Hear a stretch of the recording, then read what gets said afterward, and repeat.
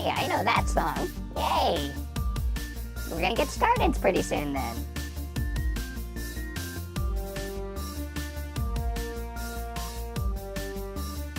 Who let him near the mic? Oh my.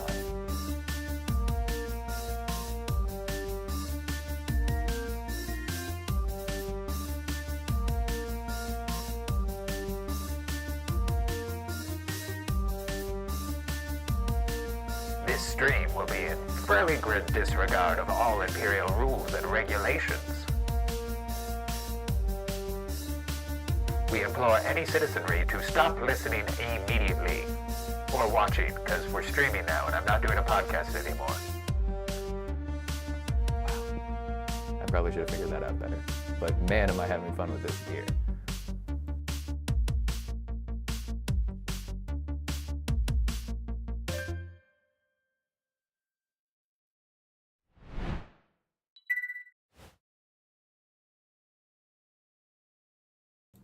Hello everybody, how are you doing? I think I'm unmuted now. I was playing around with some of the fancy new gear, so I was a little distracted, but I think we are in good shape now. We seem to be live on Twitch, people are reacting, so I assume you can hear me. From the editing bay, I'm getting a thumbs up, which is the sign we've worked out for everything is A-OK. I'd like to welcome Erin. She's going to be our official moderator finally. So we have one of those now. We are coming up in the streaming world, as it were. Hooray indeed. And while we're here we're going to do one of our little monthly GM chats and do some Discord Q&A. So thank you all so much for being our patrons and for getting those questions in. I think we might even have RT's Advice Corner. I don't know. I try not to read it ahead of time because I want to give you like an honest reaction to your questions. So if you've noticed I don't respond right away, it's because I usually don't read them until we're about to do one of these. So yeah. One of the things I wanted to talk about, I think last time we talked about inspiration. So here's the Ross pontificates about GMing part. Hopefully you enjoy that bit too. I wanted to talk about the role of the GM. It kind of came from an interesting conversation I had on Twitter, and I actually want to look at who it was. I was having a chat with GD Sims about just some of the games in general, and we were chatting with Susan. And he said something that I'm assuming it's a he, whoever GD Sims is, said, I love the way you take advantage of the flexibility and the freedom of the system to make a compelling experience for everyone, and yet still somehow I make myself out to be a frustrated and adversarial GM who would kill the entire player group if only the rules would let me. And that is like a thesis statement for what a good GM should do, in my opinion. It's like certainly plays to my strengths. But in a very, very broad sense, I know I've got a lot of like emails from people who are just starting to GM. And while the general sense of like your role as a GM, you're there to like facilitate play, understand the game, that kind of thing. There's some very like broad storytelling, like narrative roles that the GM must play that I wanted to spend just a little bit of time talking about, and hopefully it's informative. If you've got any questions or anything while I'm talking about it, feel free to let me know in the Twitch chat or in the Discord Q&A if you're one of our patrons. And again, thank you for being our patron. We really appreciate it. So, when it comes to your role as the GM, your part in the storytelling experience that's going to be the game, you need to focus on a couple key things. One is the character motivation, and the other is the way that the characters are opposed in the story. So there's these two things that I usually like to think of when I'm GMing. You are trying to be the cheerleader for the group and also the obstacle. And for some reason, whenever I think about this in my head, I think of hurdles. And I've never done like track and field, obviously. So I really have no idea what hurdling actually is, but it's a very like kind of linear picture in my head as you're cheering the person on from the stands, even though you were the one that placed the hurdles on the track. So you are in control of the obstacles that the players are going to face, but you also need to be cheering them along the whole way. It's a really interesting dynamic to try to pull off because you're their biggest supporter and their only real thinking adversary when it comes to like the table play. And when I mean like being a cheerleader for your players, this is like more than just like, yay, go you. If you've ever had any kind of like experience performing like on stage specifically, whether like music or God bless you if you do stand-up comedy or something like that, like if you've ever been in front of an audience doing a performance of some kind and then done a very similar, if not the same performance in front of a different audience and the performances went very differently. It's a thing that happens, like not to get too metaphysical or weird about it, but like the crowd vibe or the impact the crowd gives, the feeling they give you, the way you can feed off them, that is a very, very, very real thing. And you're just one thing, one person. And you need to be as big as a crowd for them. So you need to go like way over the top. You need to feed them the energy that 100 people would feed them.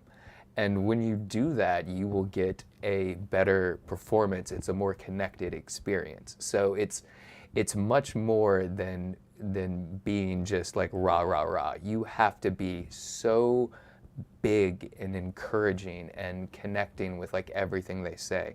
It's a big part of like listening. You have to listen really well and wait for those moments to, you know, stand up and applaud like you were 100 people. I mean, you don't necessarily have to do that at the table, but that's really important for engaging your players, especially if you have people that are new or maybe a little shy and they don't like go out of their way to interact a lot.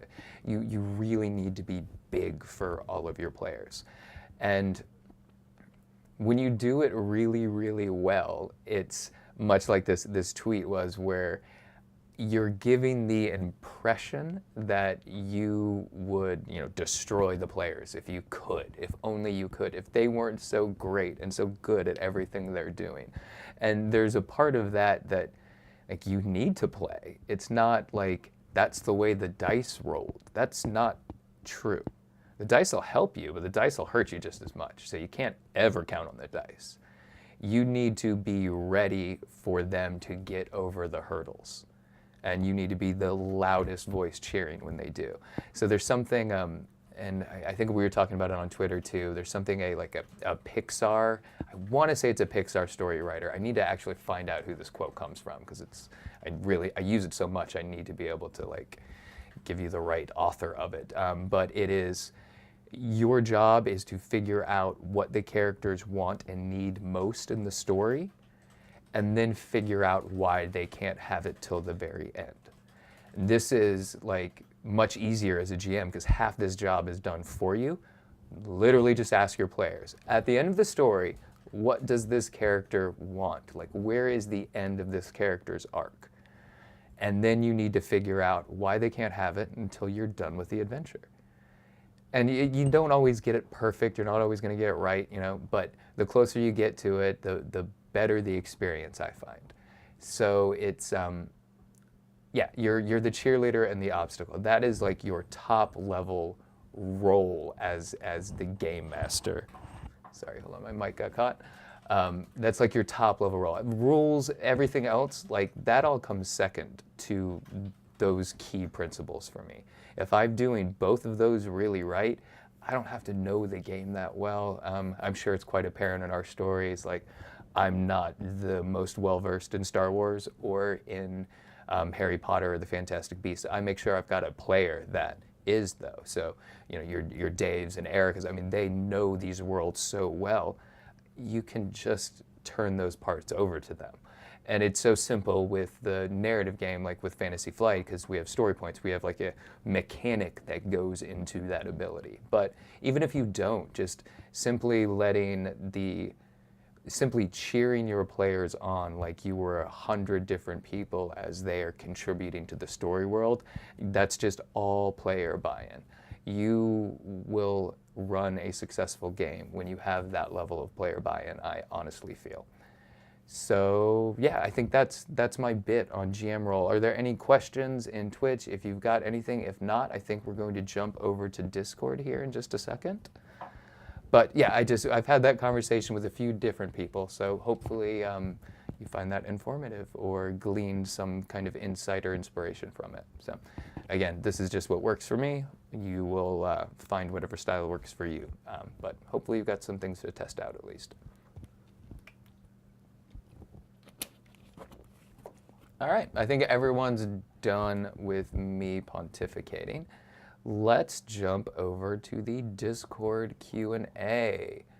Oh, we've got a lot of new messages now too. That always happens right before the stream goes live, which is great. But I think I have positioned it to where it is kind of starting at the top of where we left off on the last one. So if you're one of our new patrons or are just stopping by and aren't one of our patrons yet, we try to do these like once a month. And we'll do a bunch of Q&As from our patron Discord. So we will jump in. Isabella's talking a lot. This is something that happens. We've given her her own Not Safe for Work channel now, which I think is the most, has had the most messages in it so far this week, which is not surprising at all to me, not even a little bit. But it's good that they have an outlet. They got a little place for it now. It's not so bad. Don't be afraid. I went in there a couple times. Okay, so uh-oh, what's going on? Why are people laughing? Don't laugh. It's fine. Oh, we have a host. That's very nice. Hello. Thank you so much for hosting us. Hopefully our new friends are enjoying the stream. Thank you very much for that. That's awesome.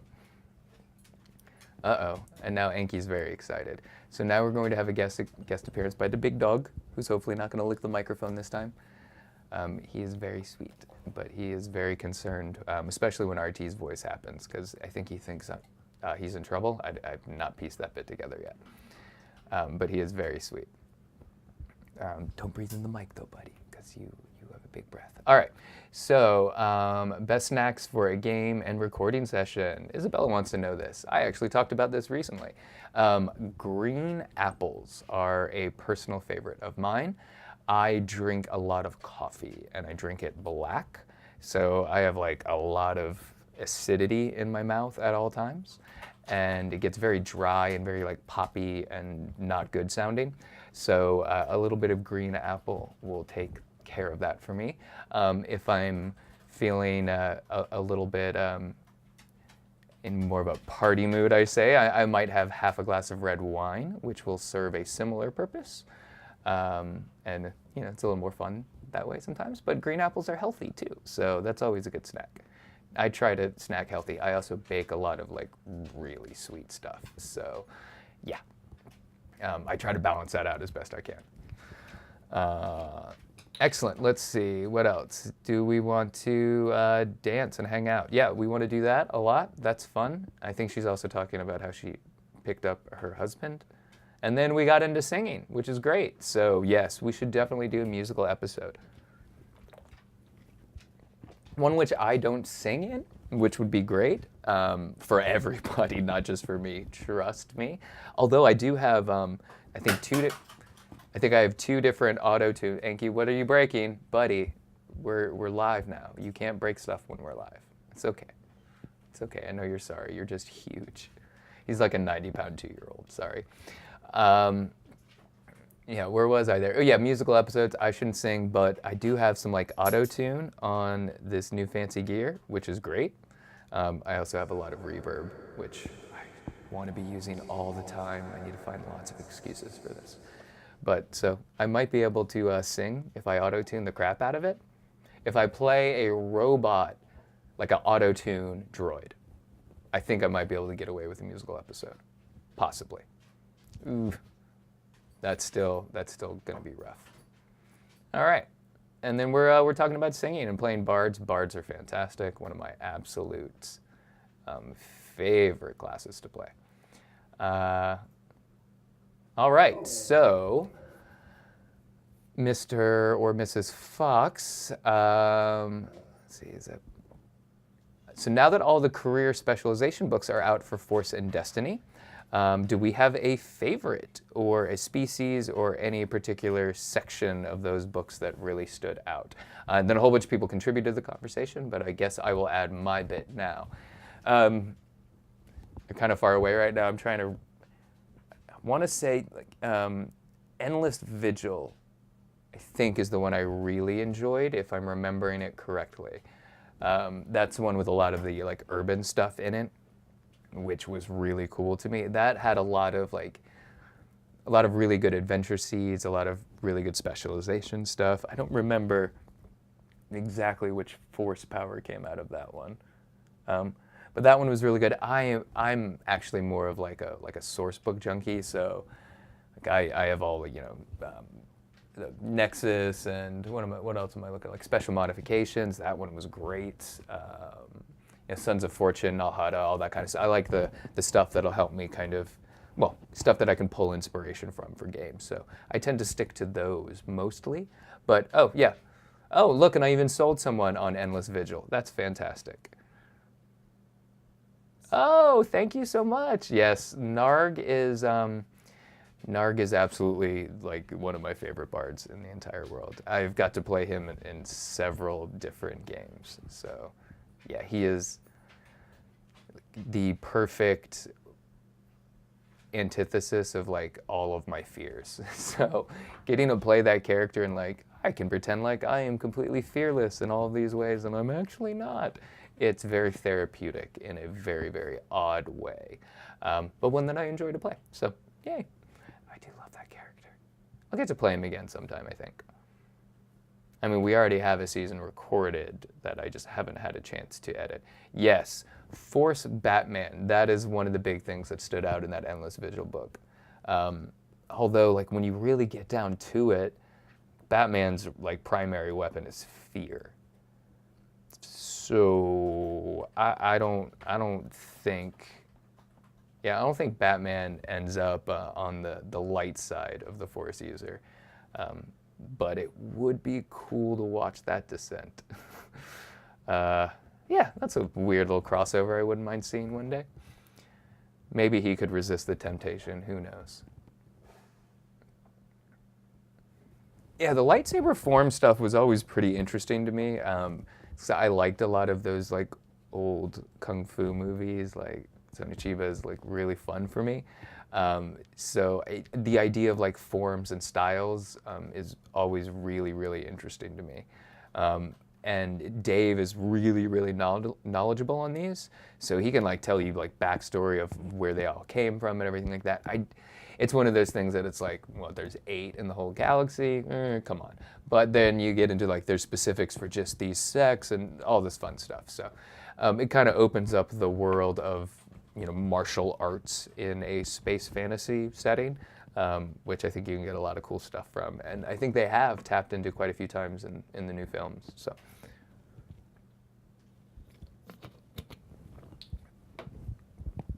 All right.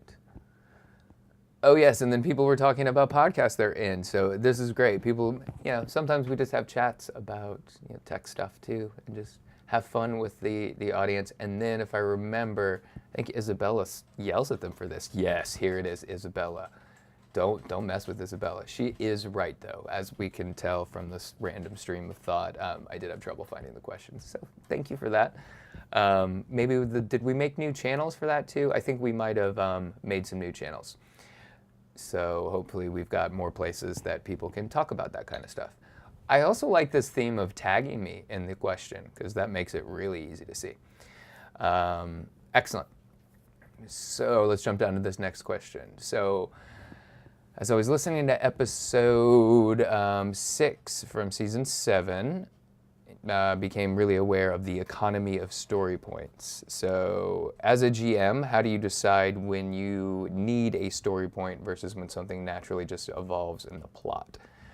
Is this just to service the point economy, or do you have rules about it? Well, that's a really interesting question. I'm not quite sure what episode that was off the top of my head. I can look, but it seems irrelevant to the actual question. So yeah, story point economy is something I'm really keen on.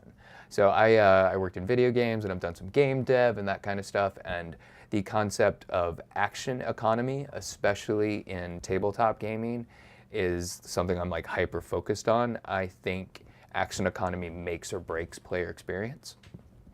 So I'm always kind of looking for those little economies that I think are easily manipulated for the sake of a cool mechanic, but might have really adverse detrimental effects.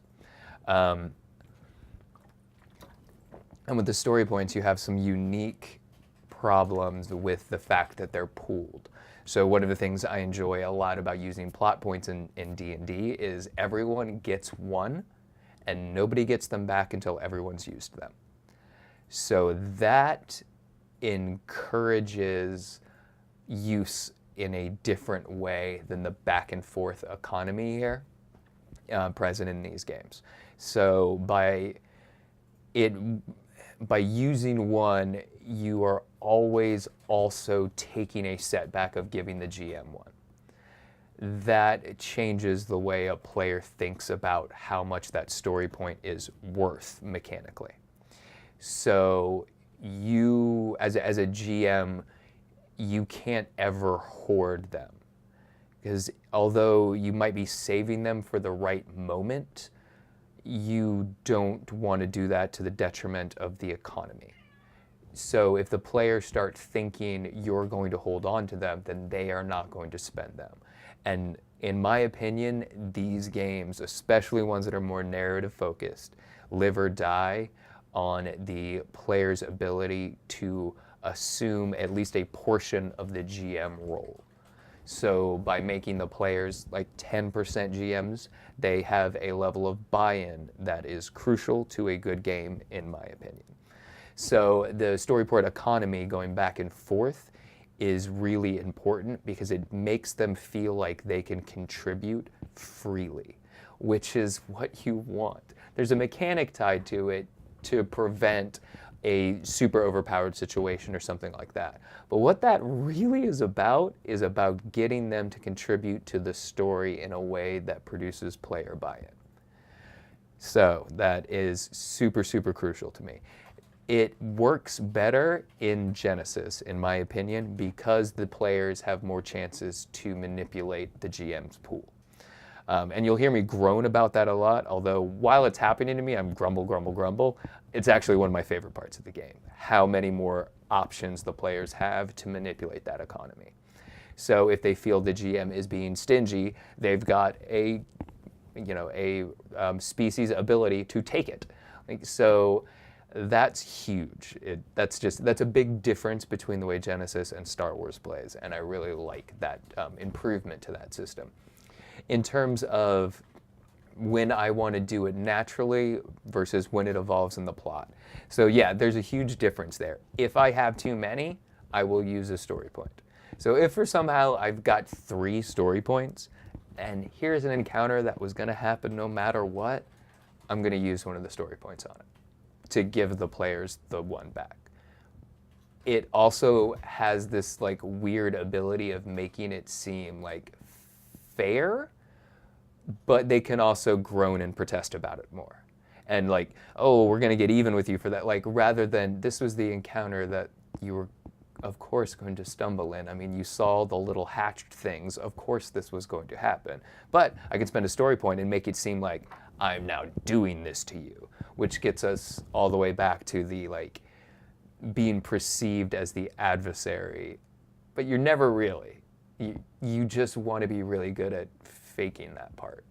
Like you want them to succeed. I mean, that's not, there are some games that are designed that are much more adversarial where it's a GM versus the players, 100%. But I think in these narrative games, it's much more collaborative, or at least lends itself to that. You'll still have GMs that, and players that would prefer to, just play it a lot more harshly isn't the right term, but I think you know where I'm going with that. Yeah, so in a large sense, it services the economy. I I don't usually ever like having more than one. I want one get out of jail free card, one oh shoot button, one of those. And I want to make sure the players have way more than I do whenever I use that. Because I want to make sure they've got a chance to undo whatever I just did. And when they have one story point, they are, I feel, 33% less likely to take that chance. And I want them to take that chance. So if they have 3 story points, they are more likely to try to spend one to do something to the situation. They're never going to know. They're going to be, I'm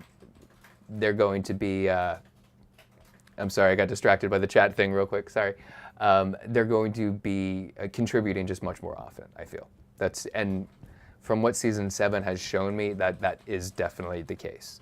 And then you also have this unique thing where we sort of do like bidding rounds when we're building dice pools. So, and you can never really add more than one at a time, but when they're going back and forth really fast in a scene, you'll have this scene like shifting on its heels back. It's this roller coaster.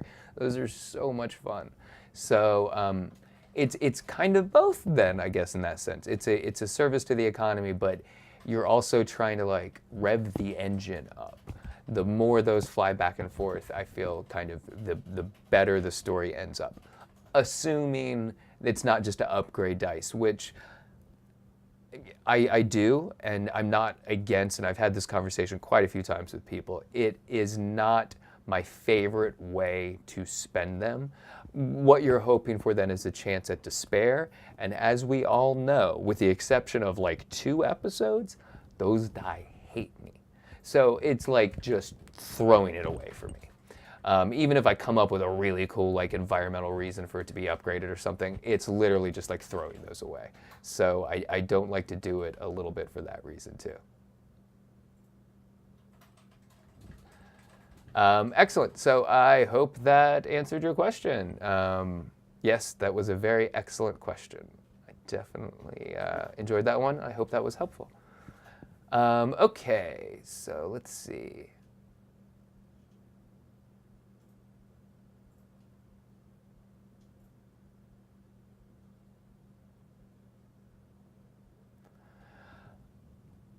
Oh, okay. Well, this kind of sorry, I was reading a lot there.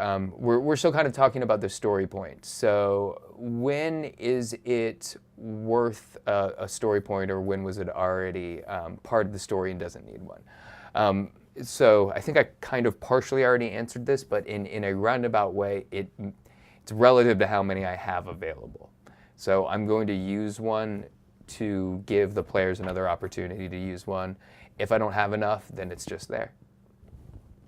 That's something fun that GMs can do. Now, it still needs to feel like fair, so you got to be careful with how you use that. It's one of those things like you're the adversary, but you're also the cheerleader, so you don't want to just be twirling your mustache there the whole time. You know, if you've never had that you could twirl, I highly suggest doing it at least once. It's surprisingly fun. Excellent. Yeah, this is actually, Ben is somebody I've had lots and lots of chats with about this, and I love the way he does it. He is so fantastic at using them as upgrade, like literally what I was just talking about that I don't do very much. If you ever want to see somebody who does it really, really well, check out something Ben does. He is fantastic at that one. Not to say that he's not fantastic at using them in general, but I am in envy of the way he applies them to roles regularly.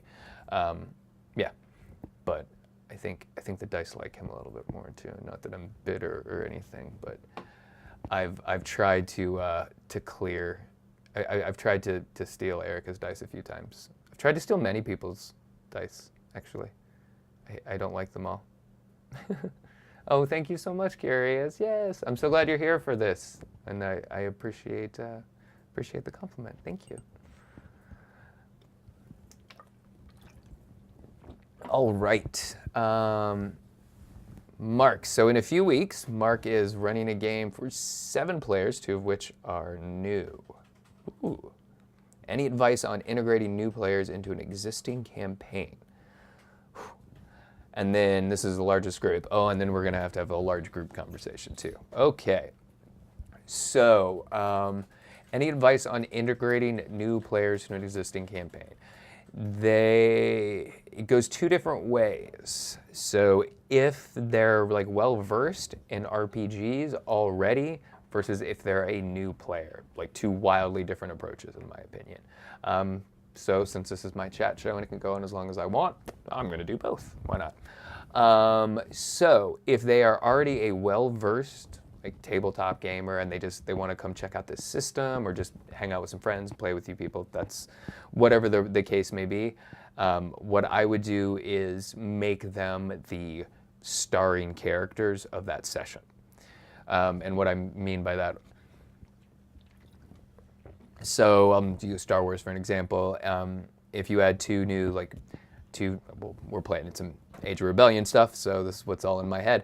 If you're planning like an Age of Rebellion type game, I would have you've got your group of players that's already established, and now they're going in to rescue the other two captured, rebel cells. What this will give you the ability to do is kind of go back and forth. So the party's split to start with, so you've got these moments where it's just the GM and the two new players.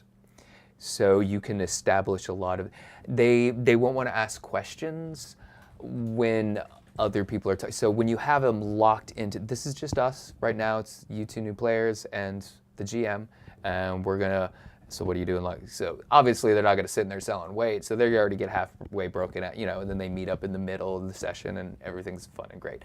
But I would make it about their characters, whatever it is. That's like a really simple way to integrate. If you're putting a team together, whatever, well, we got to go to these mountains to climb to and then maybe ask, and maybe, whatever you're going to do. Just make the adventure about getting together.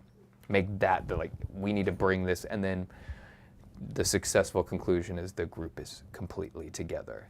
Now, if they were, do a solo mission to give them a feel. Yeah, that's exactly, so break them up, give them those moments where it's a little more intimate, just the new players and the GM, and then integrate them with the group. And they're at the table observing how much the other group cares about finding them and getting them.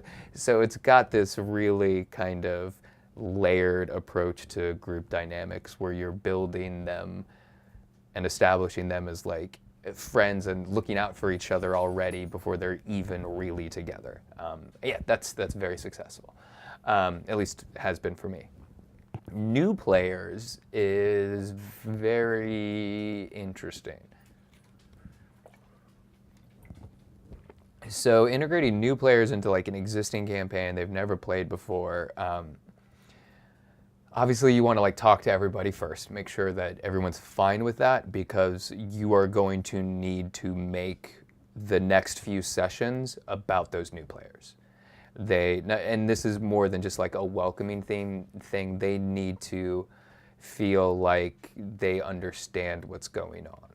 If people don't understand what's going on, they check out, they're on their phones, you're probably not going to snag them, especially in a bigger group, especially with a dominant blowhard at the table. It's really tough for a new player. They want to respect social dynamics that they're familiar with, and they're not familiar with table dynamics, really. Sorry, was there a question in the was there a question in Twitch? Oh, okay. We'll go further down. This is working out great. You're so good at the moderator. Everybody, she wrote a question mark on her hand and then just held it up. That was fantastic. Well done. Hope that's not a permanent marker. And Anki broke something else. Yay! Yes, come in here now because you're scared. So with new players, I would spend a lot of time focusing on their characters. Whatever kind of brought them to the table would be really important. So I usually have conversations with a new player. So if I'm bringing them to Star Wars, what Star Wars character would you play if you could play? So I'm usually have a lot of structure around how they're being introduced to the game to start with. And yeah, hopefully the rest of your table is really encouraging and understands that this next session or two is going to be about introducing either you're introducing tabletop gaming to new people. You're all ambassadors to the hobby at that point. So you got to make it a special case to do that in this instance. And again, you talk to everybody first, make sure everyone's okay with that. But you're bringing new people into the hobby, so you need to show them what that's about, teach them. They need to feel safe and engaged. So yeah, that's the way I would approach that. So any advice on playing with large groups? Obviously, for the show, we don't play with very large groups at all.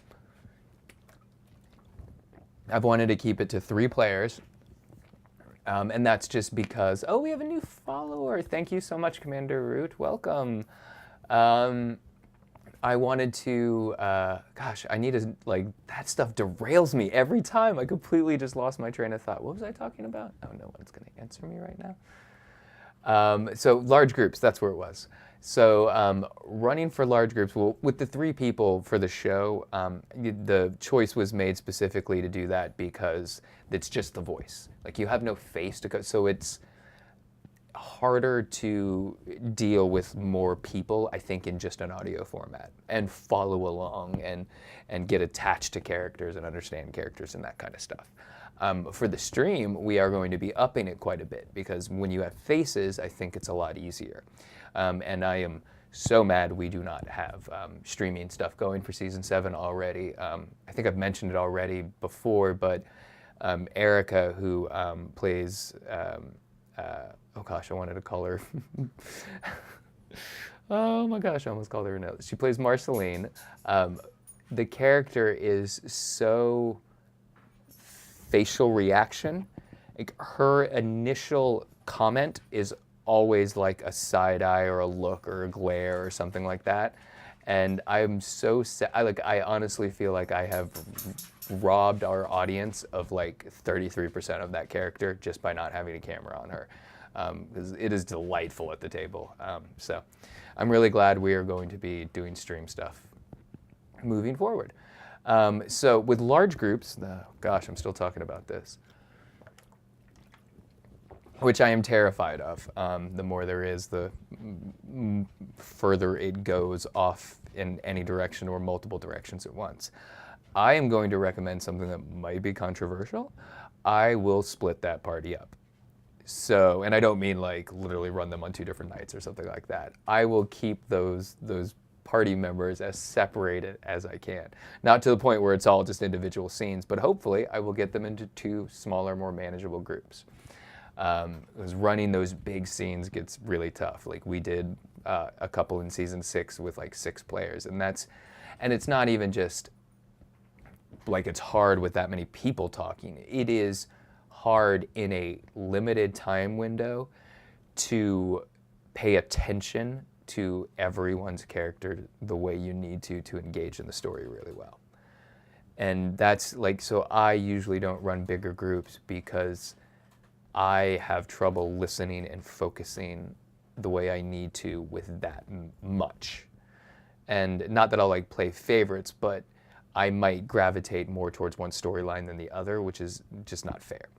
So I like to make sure I can really, truly absorb and go deep, because there's always something. I've never really met a character that wasn't presented at a table that I could not find something to hook my GM brain into. Just enough questions, and I will find something in there that okay, I now kind of get this character start point. Now, where do you want to go with this character? So it's much harder to pay attention to that kind of thing when there's 7 players at the table. So split them into groups. Think about it in terms of group objectives versus character objectives, and then try to micro down from there to where you can feed in individual character objectives. Frankly, it's just much harder. But as a good ambassador to the table, you never want to turn anybody away either. That's a really the table's full is not a fun thing to ever say. So I can totally empathize with that too. I know people who have run, I know a gentleman named Will who just opened a game store locally. Not another game store, as a matter of fact, if I'm remembering that name correctly.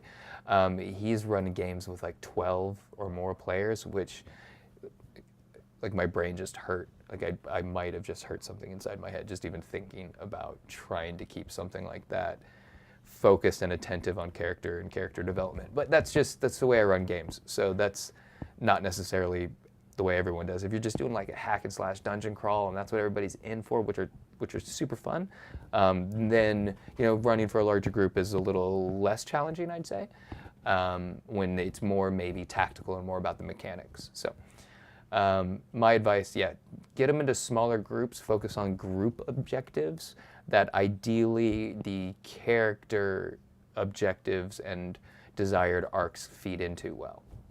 It's probably not going to be easy, sorry. Oh, Joshi has some great advice. Wow. Yeah, he basically said exactly what I just said in 3 sentences. I am a long-winded... Hey, that's enough from you. Now I'm catching it from there. Yes, embrace your hustle storytelling. I like that. That's pretty good. All right. Let's see, what is Clem asking here? So have you had an experience of bringing new players to the game online versus physically? Yes, I have. Thanks to this show, I have got to play with amazing people from literally all over the world, which is crazy.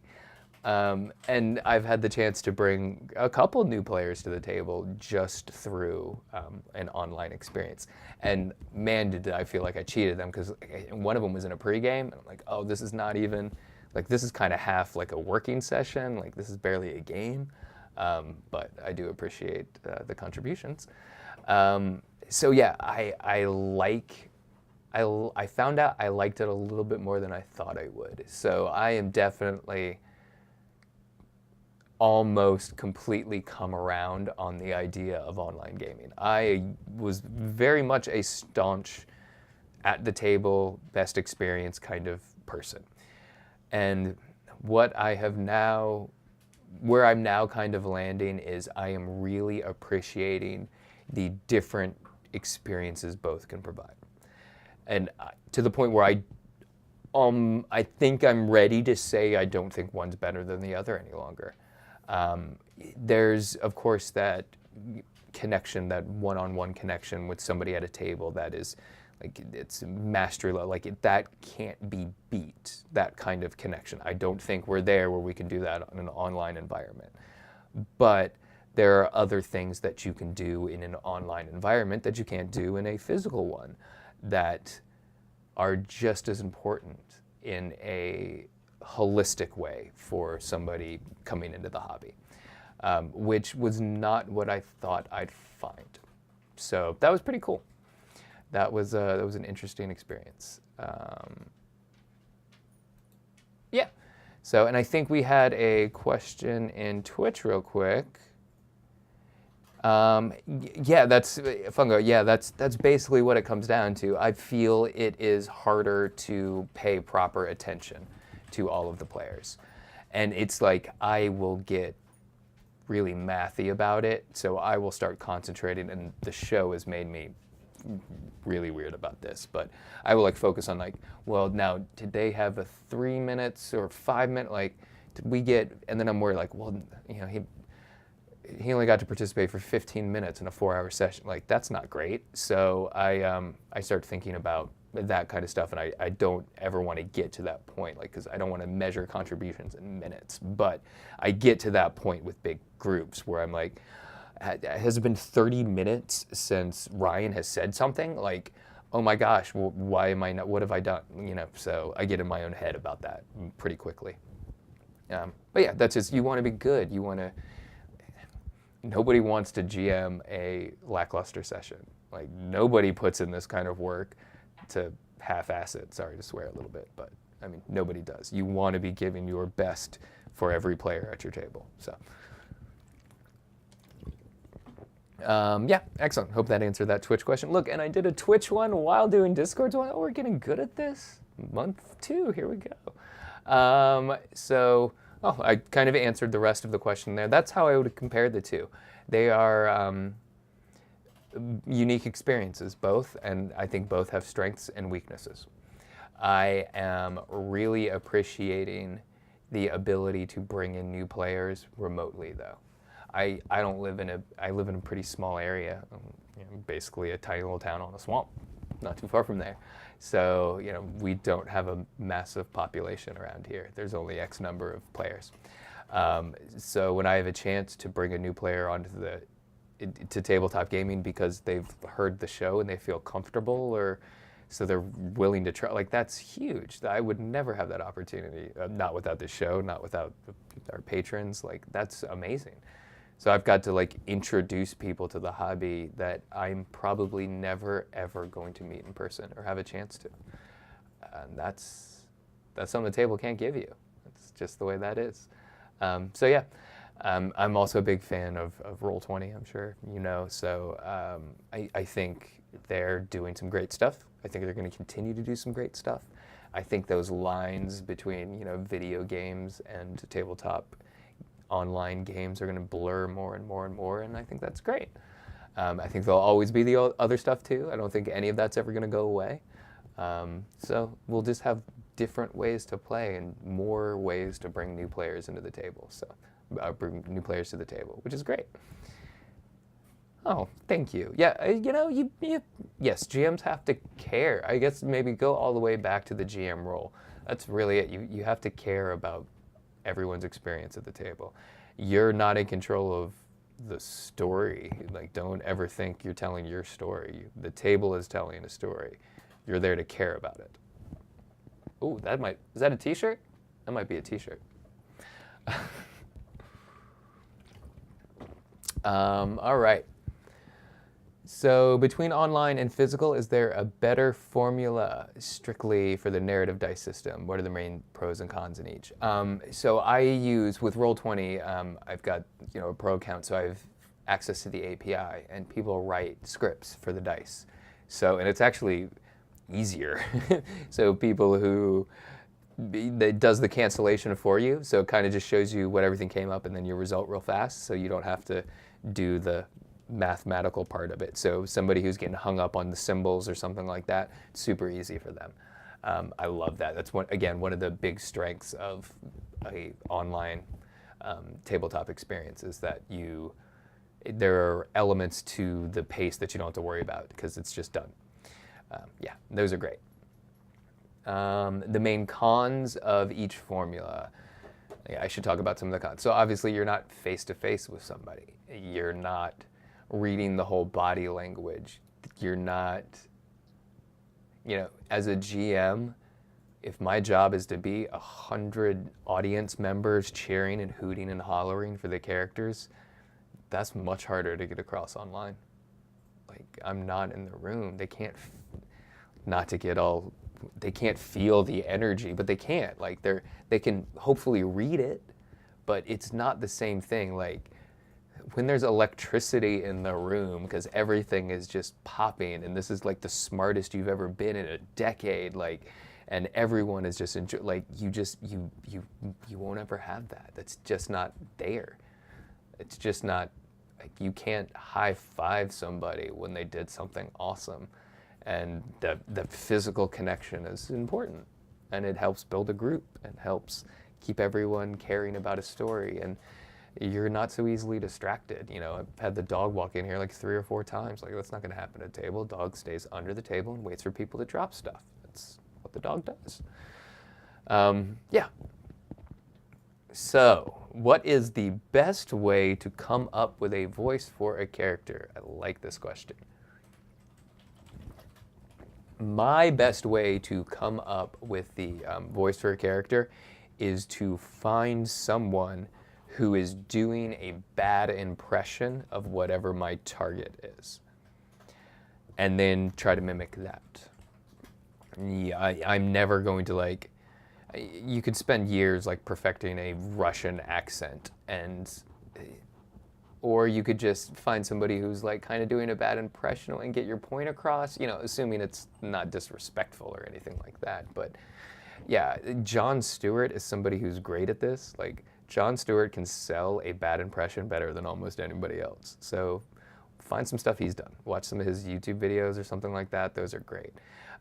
If you're looking for, I don't know, maybe I'm not reading that question just right, but if I'm looking at a character and I'm trying to figure out what that voice sounds like, what I start with are a positive, negative, and a catchphrase. So I figure out the way that character says yes most often, how that character will say no most often, and then something they say a lot, because everyone's kind of got one of those. And then I will sort of just build the voice around that. And again, like even with those, I'll usually start with a bad impression. Have you ever listened to any like the outtake stuff? If I'm trying to find a voice, because I tend to lose them, especially if I've done like 4 different NPCs that session, you'll hear me like doing the positive or the negative just over and over and over until I find it, and then I can go again. So I just use those as like my anchor points for a voice. But again, they're bad impressions more than like voice acting. Yeah. Oh, and Isabella is talking about that. Yes, we do that. Yeah, posture, mouth shape, all that great stuff. We have something on Patreon. So if you are one of our patrons, you should be able to see that video. It should still be up there. Let me know if it's not. I will get it back up or post it to YouTube or something. Okay, we have some action in the Twitch. Let's see here. Oh, I'm sorry, your Twitch is being awful. No, you want Purple Walrus? Okay. Oh, I even have this. So yeah, this comes up as a matter of fact. I'm going to do Purple Walrus because we have a conversation about a name, if I'm not mistaken, that might be in something else. I'm going to come back to that. For sure. Don't let me sign off without Purple Walrus, okay? All right, because they want to see me make a jerk face. Awesome. Drew, did you ever post the stats for the Ravager? We have not yet. I think I did actually kind of leak a little bit of it out on Twitter, but we're going to do an adversary card for him. If I'm not mistaken, I don't have it in front of me, but I think that one's coming out next month. So you should have that. Again, I took a little liberty with that character where I changed sort of the way one of the force power works, but I'll make sure to note that on the adversary card. I house ruled I believe the harm power does not normally ignore soak, but as I took the character's lightsaber away, I kind of found a story reason, a way he interacts with the force and uses it to equate to a breach attack. So, but more of that later. Any advice for how you come up with stories for your campaigns or your games? Yes. I'm usually trying to talk about something. So I want to find something I want to explore. I want a question I'm not really looking for an answer for. Whoa. Wow, that's obtuse. So I usually just want to explore something with a bunch of other creative people. It's almost like being in a writer's room in that way. Like, I want to run with a premise and see where we go, and see how these awesome other people are going to contribute to it, and where it ends up, and how far we stretch it. And if we started from the same point a year from now with the same people, it wouldn't end up anywhere near where we got. So yeah, that's where I start. And in terms of like inspiration, I'm like a big music person, so I get a lot from music. Imagery is great. I almost got all of the 5th season from one picture in the Nexus book. That's huge for me. Players are also huge. If I don't have anything, what kind of stories do you want to tell? What do you want your character to go through? Like, I usually don't have much before I know the characters. So that's like huge. So I don't think I really ever build a game world without knowing at least what they care. Yeah. So I think I have the players make characters first and then sort of go from there too. So I've usually got like to give the player something to build off of. Go back to our first season. I want to see how the information spreads across the galaxy that the Empire lost. Like, because it doesn't hit everywhere at once. So how long? Like, there's a planet somewhere in the galaxy that is the last to find out. How long is that? Is that a year? Is that 2 years? Like, how long can they hold on? Like, that to me was a really, really engaging question and just led to more and more questions. So that's sort of what I gave them to start with. I don't want to give too much away, but we've got some Age of Rebellion stuff coming up. So I very simply here's the 3 sentences. This is where you were, and this is where you're going. And now I'm waiting for characters. So I'm building a planet and that sort of thing. I'm laying out some stuff, but who knows what that's going to get chucked. And Eric and Dave are helping out. Lots of people are helping out, but that's sort of just all going into the bag. You never know what's getting pulled out of the bag when you need it. So, yeah, I hope that helps. In terms of stories/campaigns, I would, and I'm sure you're just asking this in a very broad and general sense, but one thing I'd tend to really harp on, especially with people who are kind of new to GMing, don't ever try to plan a campaign. Don't do that. Like, a campaign doesn't work like that. A campaign is a series of events. A campaign happens kind of organically. So we're going to play a series of adventures, and then, all of a sudden, we just played 6 seasons. We meant to just do the one, and now we did a campaign. I never planned any of that. None of that from the start. None of that. Like, I cannot tell you how, sorry, spoiler alert, if you're new to patrons and you don't know how our Star Wars arc ends, just stop listening for 1 second. I'll wave when it's good again. The fact that the first episode, first scene, and the last episode, last scene took place in the same location, I still get goosebumps. I did not plan, that is something that happened. There wasn't anything that went into that. You can't plan for that. And if you do, it's not going to happen. So, anyways, that's long and short of it. Oh, I'm getting a question mark hand. Okay. Yes. Yeah, that's a great one. So, creating NPCs, giving them goals, seeing how they interact, that's huge. Figuring out, especially for villains and that kind of stuff, you need to figure out what their, this is such a cheesy actor term, but what's their motivation? Why are they doing what they're doing? If you don't know why somebody is doing what they're doing, you are going to crumble when the players start asking questions. You gotta know that kind of stuff. And this is what I mean, you don't need to plan out every single one. I know I'm going to have an NPC that sells thermal detonators. I am not attaching that to anybody.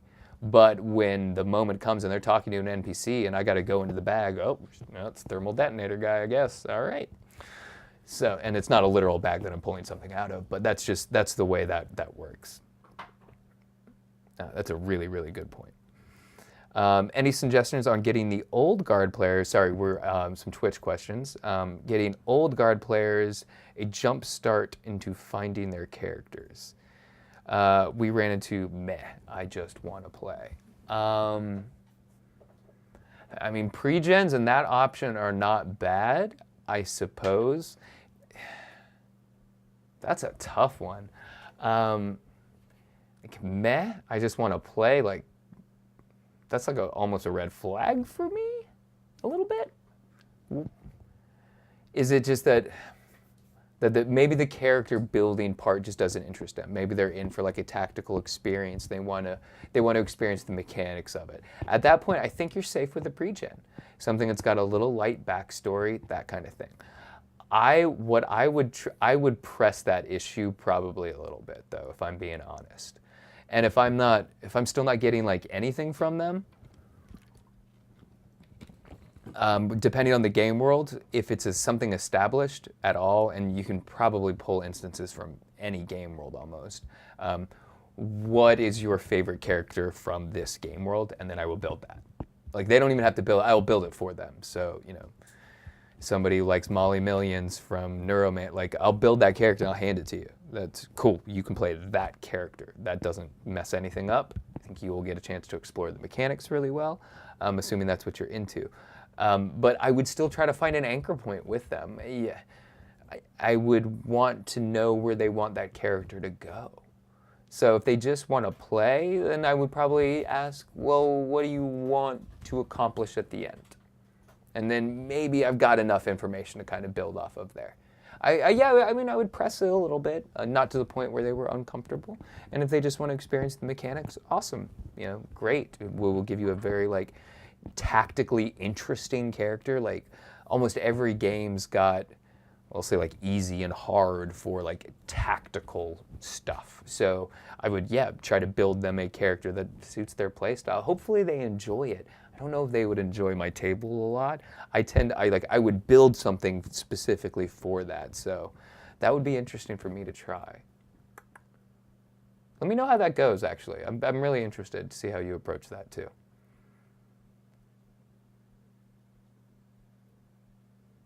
All right, I think I got that Twitch question good. Let's see what else we have here. How much wood could a woodchuck chuck if a woodchuck could chuck wood? Do we have pixel technology for Isabella? No? Oh, maybe we don't have that one. I love you, Isabella. Thank you for that. I do appreciate that. Oddly enough, I know there's a second part to that riddle, but I don't know it. Riddle. It's not a riddle, it's a tongue twister, making it way more complicated. So I don't know the answer to that question. Sorry, I'm gonna have to move on. I do not know how much wood could a woodchuck chuck. Twitch chat, if you know, please let Isabella know. Also, you can find her on Twitter. I would suggest tweeting her that answer every 10 minutes for the rest of the night, just if you're bored. Definitely get in her DMs. I would DM her that a lot. Let's just make sure Isabella has this one on lockdown from here on out. Don't do that to her. Be nice. Sorry. Okay. Wait, I'm being yelled at. I'm looking at stuff. Stop cracking the whips. I'm looking. Oh, thank you, Fungo. We'll probably have a chance. We've got lots of good stuff. If you're one of our patrons, there's definitely a bunch of chances we're going to have a pregame drawing very, very soon. So if not, we got cons coming up for starting very soon. We can make this happen. We can definitely make this happen. If not, online, we'll just play a fun one day. I am a little busy, unfortunately, but I can make time. We can find it. Very cool. Thank you for that, too. Oh, no, I'm out of water. Is there a water? Oh, wait, I think I have another one down here. And no, it's not vodka. I saw that, and no, trust me. Oh, Lord, I'd be dead already at this point. I do not drink much or well. Well, I guess it depends on what you find entertaining. Oh, oddly enough, I am talking about that right now.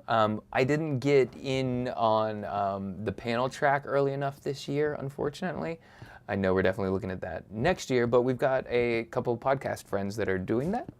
So we're seeing if there's not a reason for us to, thank you so much, if there's not a reason for us to get up there. It's not that far of a drive, and plus we're huge fans. Like, this will be like the second year I haven't gone in a row, which is like killing me right now.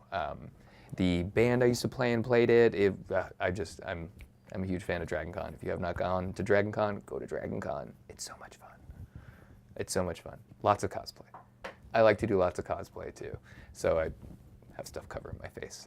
It helps with the introvert stuff. It's always easier if you've got like at least half of your face covered. I don't know why. I'm not going to read too much into that either. Was I still looking at Twitch, or am I doing okay? Okay, I'm doing good. All right. Oh, Dragon Con appearance. Yes, that was the question, because there was a question mark. Gosh, I know how English works. Farther back, but that as well.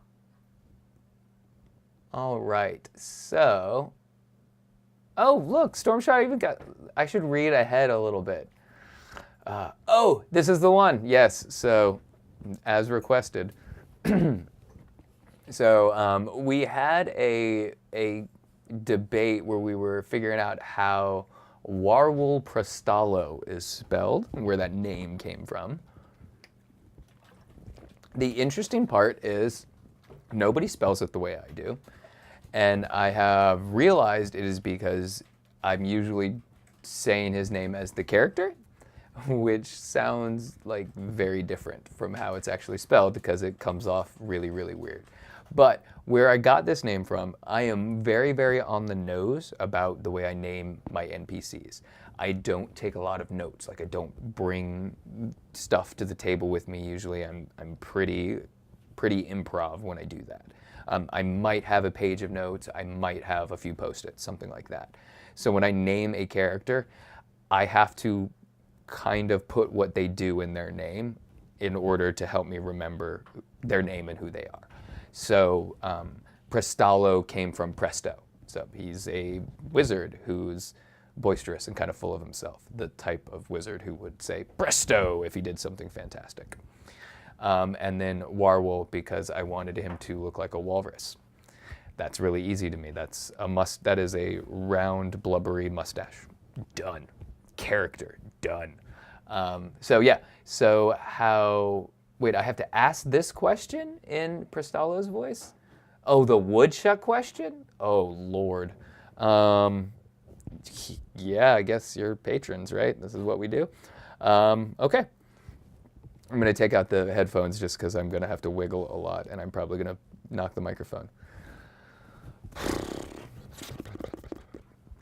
How much wood could a woodchuck chuck if a woodchuck could chuck wood? That's how that goes. I think I messed up my neck, but hopefully you enjoyed that. Yes, people think that was funny. I think I did something to my brain. You're totally sharing your inner detox there. Oh, thank you very much. Apparently my brain is okay. So the answer to that question is, yeah, that wasn't even a question, and I fell for that. I could have just skipped past that. So here's where we have the rest of the conversation, where it's Walrus Prestalo is basically where he came from. Which is why I loved that Erica called him Purple Walrus Man right away, because that means I designed a memorable NPC. Because if you figured out he was supposed to be a walrus before, like, I think you even knew what his name was, then yeah, I did good there. That's great. And we got a fun walrus gif. Yay! You didn't have the mustache. Mustache is important. Walruses do have mustaches, right? Am I getting that animal wrong? Might have to Google that. I'm pretty sure walruses are the ones with the mustache. Yay. Thumbs up, because walruses have mustache, or is that just a general thumbs up? No, they have, make it to the, okay, mustache. All right, good, yep. We do, that's the new hand signal for mustache, by the way. I love having a moderator, this is great. Oh, we're also running quite a bit over. So sorry, I am incredibly long-winded. Lady V wanted to know, did I homebrew the totemic, or is it actually a thing? The totemic is a fantastic beast of my own creation. Yay! Although there are lots of representations of it throughout lots of different cultures. So it's just, a lot of your totems will come from this. It usually, I tried to draw probably more from the Native American side of that. I know that was not something that was handled particularly well with the Harry Potter series, from what a lot of diehard fans have told me.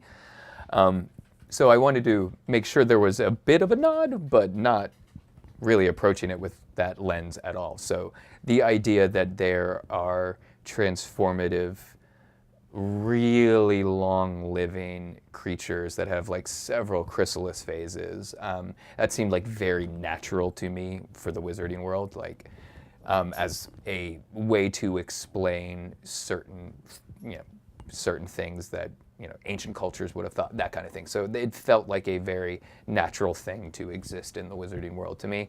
Plus, it gave me an opportunity to work in some real stuff. So if you, I don't know if I've talked about this a lot, but a lot of the locations and things from the season 7 storyline are like real. So this giant, massive crocodile, that's like a real thing.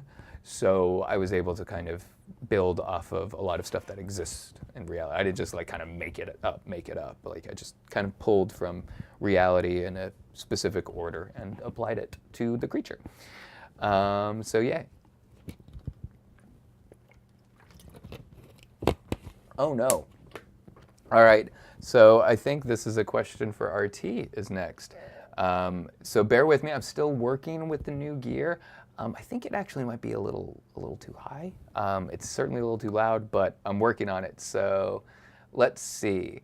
Filbert would like to know, hey RT, how do you keep it all together without Simon? Let's see. Well, it's really not easy. I have a lot of new bits. Gree found some good stuff, and he put it in all of my parts. And I had 4 arms for a little bit, but that didn't take. So then I went down to 3. And I still got my treads, because that's where I can hide all the stuff. And I'm getting a thumbs up, which means you can hear me, and that's good. And so, not good. I liked it much better when I was the Force. And I can boom, boom, boom. But so far, nothing major's fallen off recently. So yeah, that's good. Did that work? I think that worked. All right, we're doing this. Okay.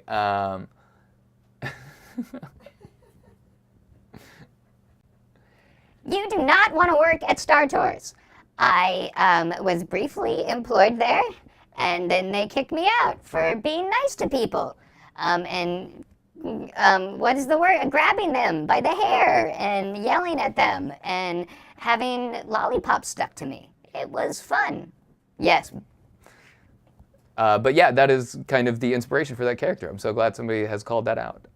If you have not enjoyed that theme park ride, there is a droid that is very much like RT, where, yeah, a lot of my love for that character has come from. So fun.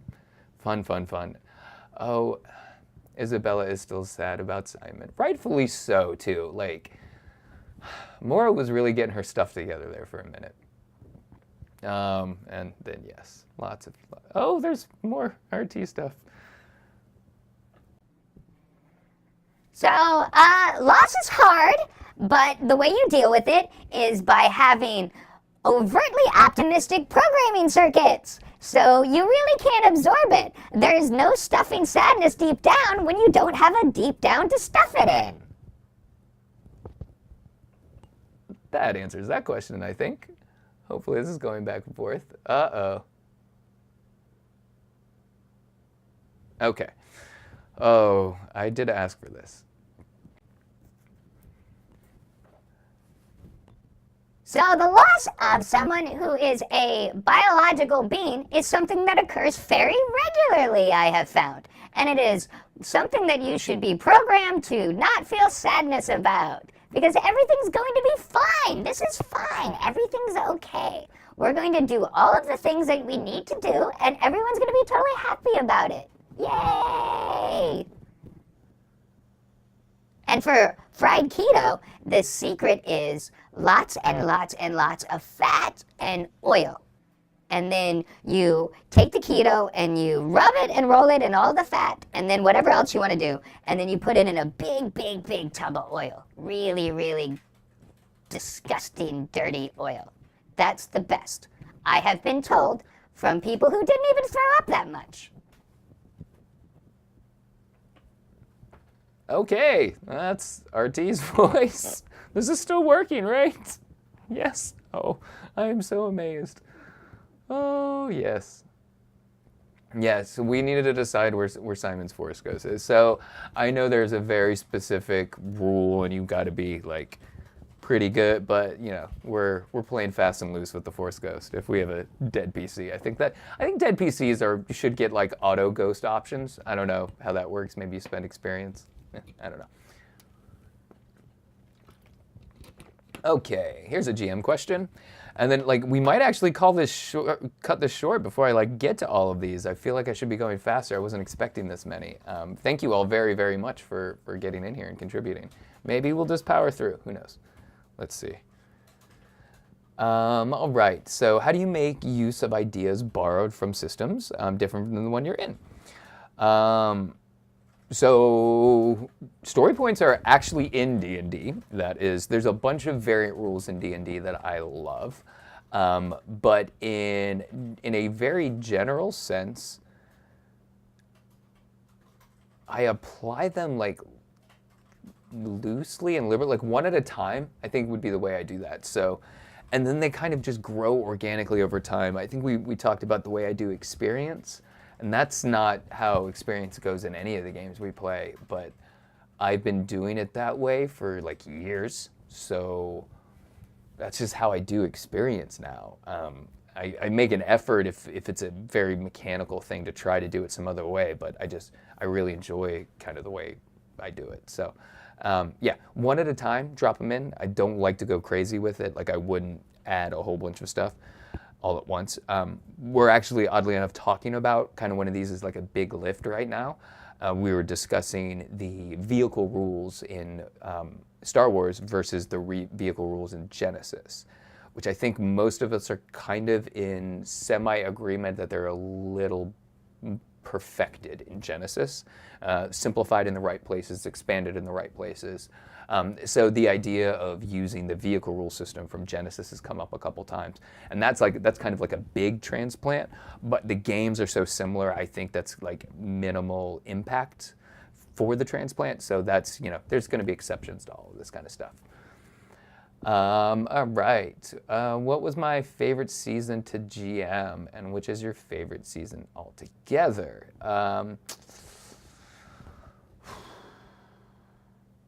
Gosh, that's really tough. I'm hard pressed to have a favorite season that I GM'd. There's some stuff so season 6 was really, really, really good. Plus it got everyone there. I had a chance to bring all of the characters together. We had like the third act in season 6 is the way, like it's like a syzygy, the way everything lined up. Like I could not have planned that. So that's like, when you ask me 20 years from now, like some of the best games I've ever, like that one's probably going to come up. Season 7 though, it's a chance to like explore a new game. We got to bring in another new player. Like, so, yeah, I'll say like 6 by default, just because we had everybody in that one. It was a nice big conclusion to what ended up being a campaign. But just seeing the way everyone's been reacting to season 7, like the players that's a fantastic group. I think I said in the last experience episode, that's probably my favorite Act 2 of any of them. So like the Act 2 from season 7 is probably my favorite Act 2 from all of them. But yeah, it's also like one of those, you can ask me this again next week, I'm going to have a different answer probably. So if I had to play any of the main players we had,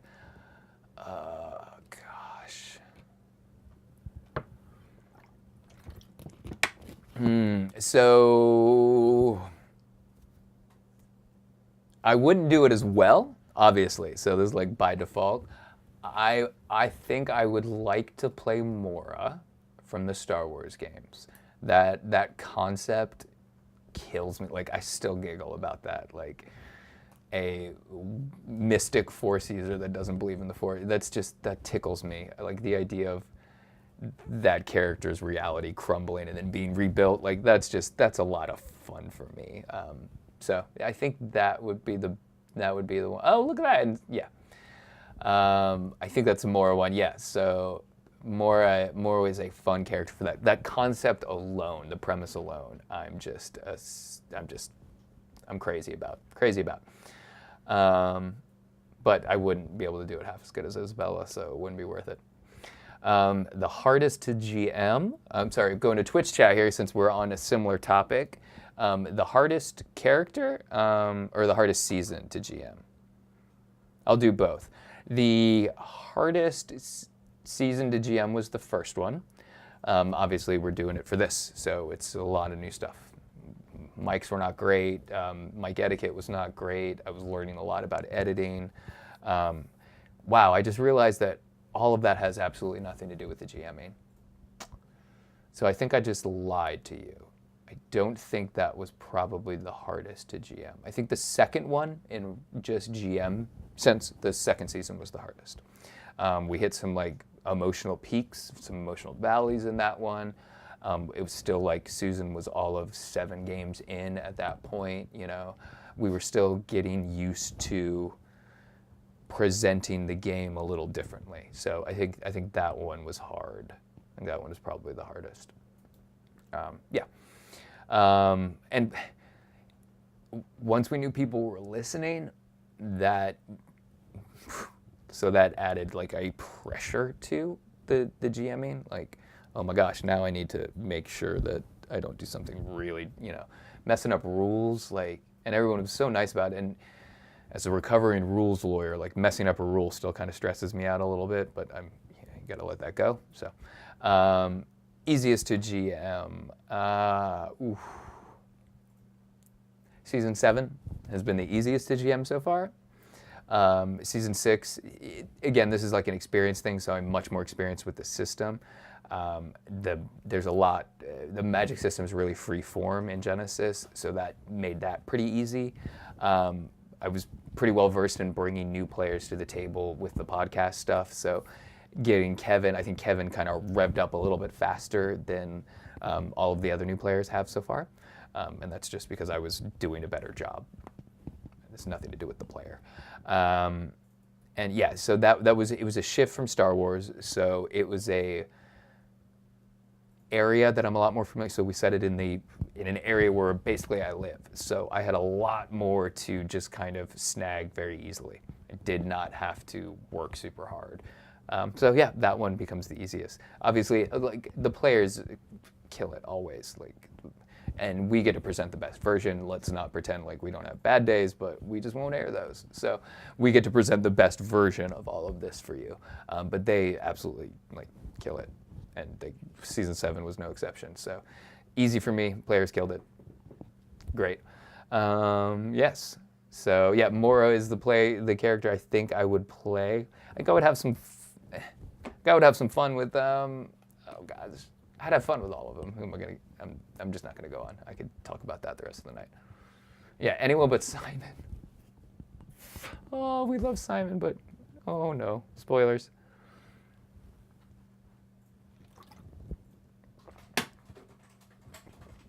Okay, so what tips do you have for making things up on the spot?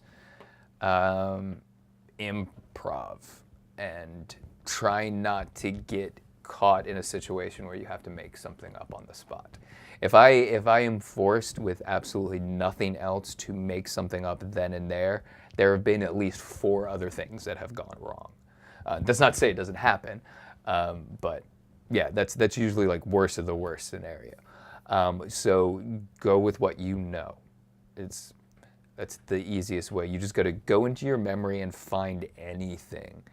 And it depends on what you're trying to do. So like if you're trying to make a room feel more real, like, I don't know, think about that like annoying doorstop at your old job that used to, find anything in your memory somewhere real, or maybe it's something you watched on TV. It doesn't matter. Just find kind of anything, drop that, and wait for the players to bite. You're fishing kind of at that point. So you're baiting a hook.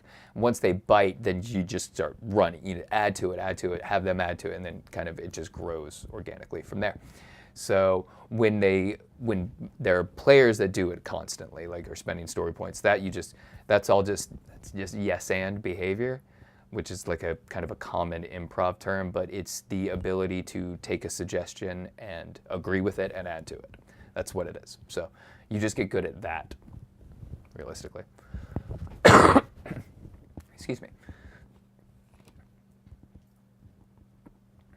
All right, so yes, we did start season 7 prior to Terranoth.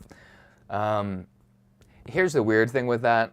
The question is, would I have approached it anything differently? And a lot of people kind of like sent me stuff and all that fun stuff. I tried not to look at it. I didn't want any of that getting in halfway through. That's really what it came down to. Once I knew we were going to be recording before it was going to be out, that I was just, okay, we're not tapping into that then. I have looked at it afterwards, and there's definitely some stuff I would have included had we done it from the start. But I also wanted to present the base game. So this is what you can do with this book. So I didn't want to really bring in a lot of that other stuff. And I still like to do that when we run like regular games. I like, all the 3 primary characters from our first Force and Destiny game could all be made from the base book. That's kind of important to me. When you're trying to bring new players to the hobby, it's not like, and then you need to buy these 18 books, So try to avoid that as much as possible.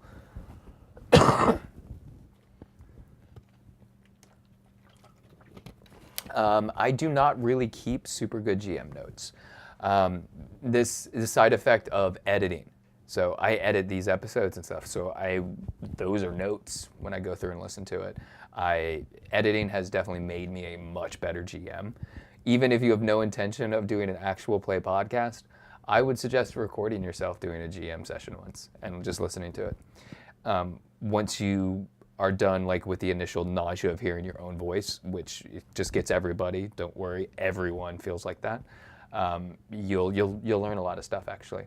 You'll start replacing filler words. You'll start realizing, you're using terms that you probably shouldn't be using. Like I've been trying for the last 3 years to stop using guys. Killing me. Still do it, but I'm working on it. So yeah, you'll hear stuff like that.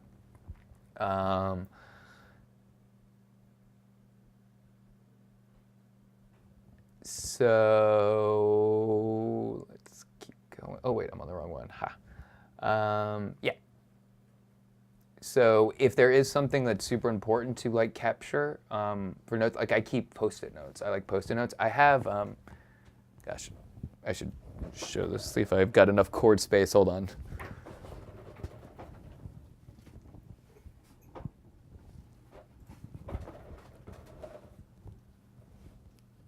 Sorry, and we were playing a little Dungeons and Dragons last night with Chris Perkins, which was fun. But I've got, and I still have some notes on here. This will be perfect. I have this thing, which I absolutely love. So I think it's a jeweler's tray. I think that's what it was originally. It's fantastic for these games because you can put your story points like right here so everyone can see them very well displayed. And then I'll use it as my rolling surface, and then I'll just kind of have a Post-it thing here, and I'll just stick them all inside if I need to. For the entire like season 7, the 1 notes that I had all 4 of the characters' motivations written on a Post-it note. So I kind of had a view of their strengths, weaknesses, all that kind of stuff. That's what I kind of gravitate to as the importance in terms of interacting with the characters. So in building a scene, I always want it to kind of feed into one of those 4 things. Yeah. So let's see. Yeah. Okay, I think we answered that one. All right. Okay, now we're getting into some new messages. So I think these are ones that have come in since we started. Let's see if there's something on, there's something on Twitch. How long of a break did you take when they flipped the story point of the bald dark wizard guy in the hotel? Oh, Eric killed me on that one. So I used my catchphrase, which is, I'm going to need 5 minutes, which I love saying to players, and man, do they love hearing it. I actually managed to buy myself enough time in that. So I think that's unedited. I had enough of a reaction from saying that, and I believe Erica, Kevin, and Isabella were all kind of like laughing and talking. Them doing that kind of gave me that 2 minutes I needed. And what I needed wasn't to plan anything, let's not mistake that. What I needed was, oh wow, did that just undo so much? How did everything just change? It was never like, how do I take that? Like, it's how did this change everything? Because we don't have time to mess around. This has already happened. So without giving anything away, because I'm remembering exactly, and I almost did, I almost talked about stuff that hasn't aired yet. That gentleman was in a location that will appear in the 3rd act, which was actually how I was planning on getting them there. I was going to use Token as sort of the guide and the giveaway, which was going to work out great until Erica made him appear in a hotel next door to them, very far from where he was. So yeah, that one got me for a little bit, but you deal with it. You just deal with it. Yeah. I think that was a question. Oh, that was the Twitch question. Yes. So in that one, I probably bought myself 2 minutes. 2 minutes seems accurate. Yeah. All right. Uh-oh, Twitch is being super glitchy. I hope that has settled out for you now. Thank you so much for all your questions too, by the way. Those were awesome. All right. I think everybody's just talking. I don't think... Yes, I think most people are just chatting. So I don't think we have questions coming in right now. Oh, we do. No. Okay, Isabella wants everyone to go interact in Isabella's Not Safe for Work channel. I cannot speak to what is in there. I try not to go in there too much. I've turned notifications off for it. That's not true at all. I do go in there and look, and it's perfectly fine. But if you want to talk about adult things, that's where you could do it. And Isabella wants to talk to you about adult things. She has like bingo cards. That looked fun. I didn't participate, but that looked like a fun game. If I got a few minutes, I think I'll jump in on that one.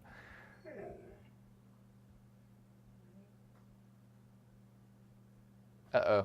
Well, Ben, we're running towards the bottom of this, so if you got it, I hope it's coming in now. Yeah.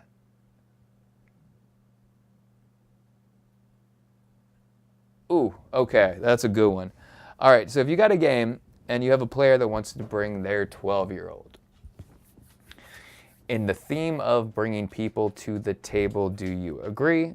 You maybe start something more age appropriate for them. That is what I would do.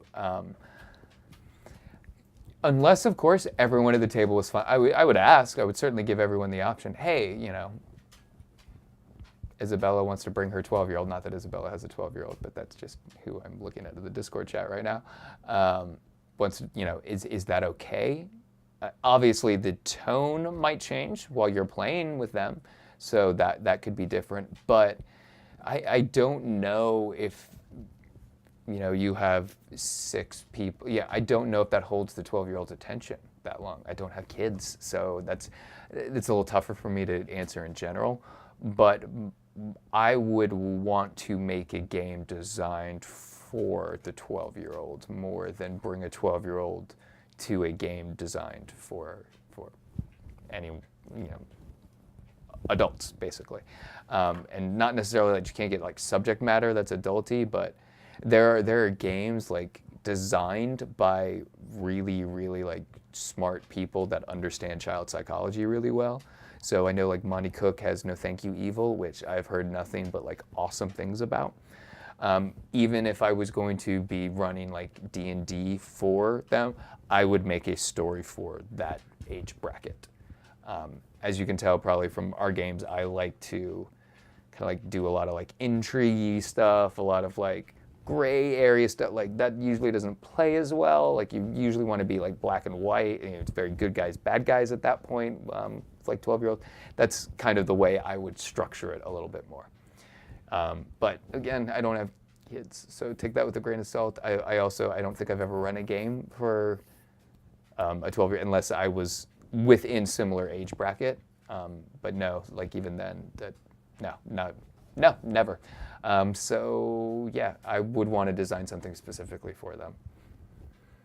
And plus hopefully engage them. And that would be one of those things where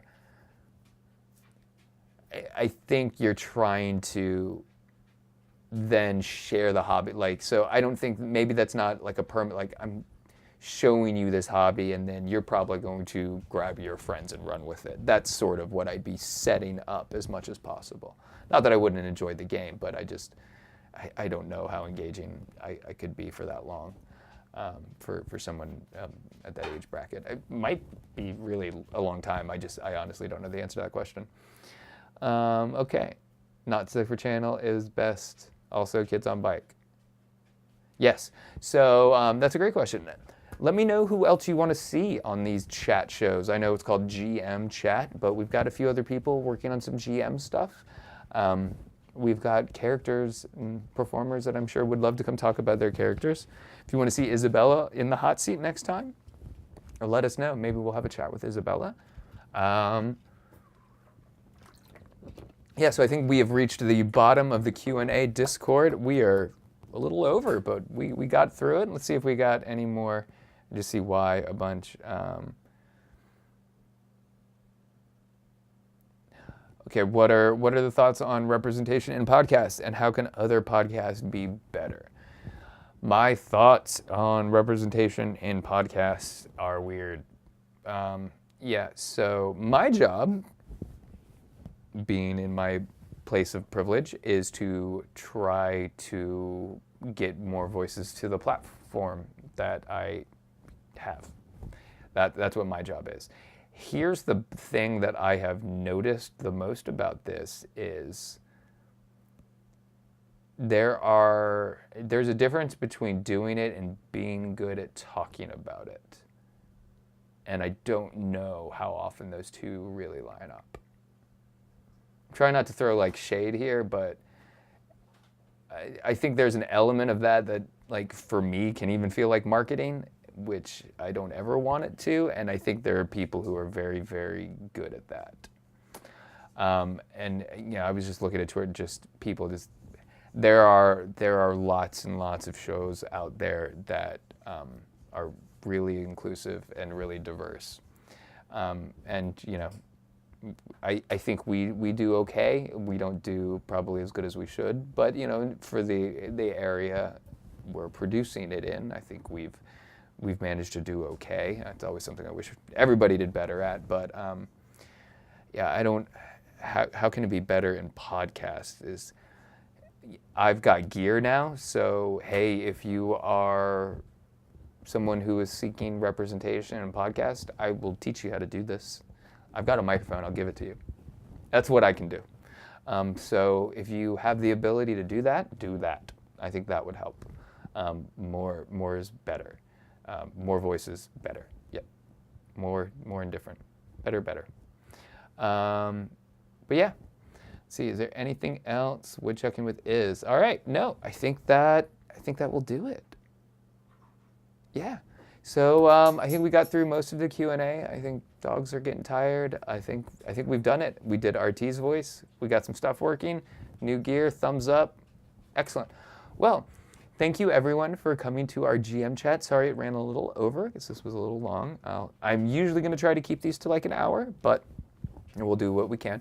If you are coming from our Patreon, thank you so much for being our patrons. If you're new and just joining us for Twitch and you want to participate in the Q&A stuff, head over to Patreon and become our patron, and you can do that.